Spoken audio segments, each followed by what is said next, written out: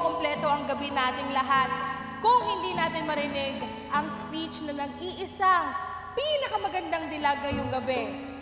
Ay, di ako yun di ako yun. Walang iba po kundi ang aking best friend na si Miss Gigi Robles!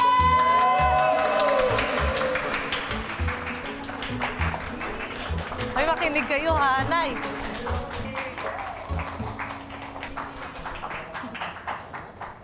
Parang ano naman to? Blessing naman.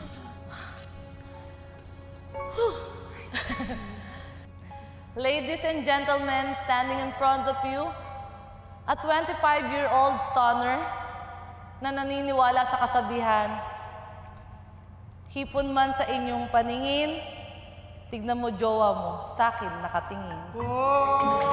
Hoy, hoy, charis lang yun, syempre. Ito na, totoo na to. Ladies and gentlemen, ako tinatawag nila ako magandang dilag. Pero ano ba ang tunay na kahulugan ng kagandahan? Yung pagkakaroon ng artistahing pes? Yung pagkakaroon ng bonggang outfitan? O yung maraming followers tsaka likers online? Para sa akin, hindi yun yung basihan ng tunay na kagandahan. Para sa akin, ang kagandahan ay yung kaya mong magtaas noo sa lahat. Yung wala kang inaagrabyado at tinatapakan na ibang tao. Yung ipinaglaban mo yung mga taong importante sa'yo.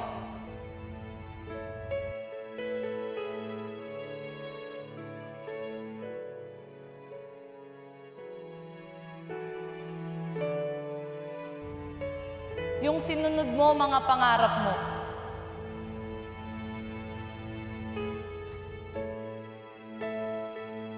Yung nagmahal ka at natuto kang magpatawad.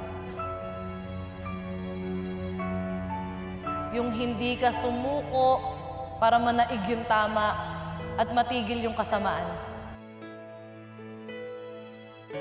Kaya ako, pinagmamalaki ko to the whole world, to the universe rather, na ako ay isang magandang dilag. Na hindi lang puro kagandahan, kundi may pusong palaban.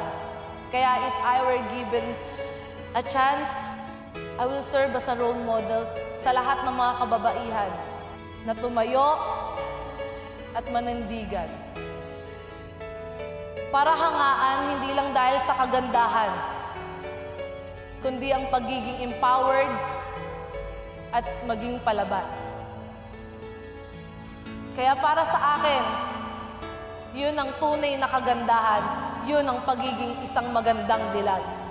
And I thank you. Galing